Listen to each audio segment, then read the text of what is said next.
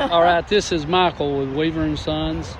Tonight, Karen's here, and she has a 2005 Thunderbird. I think it's a 4. Is it? Dana said I 5. think it's a 4. Okay, maybe a 4. I may be wrong. How long have you had the car? A couple of years. What do you do with it? I drive it. Sunday driver. Sunday driver. Just take it out to car shows and go get your nails done, that kind of stuff. Ride the river. All right. That's a pretty car. I'm going to make a little video of it. I love the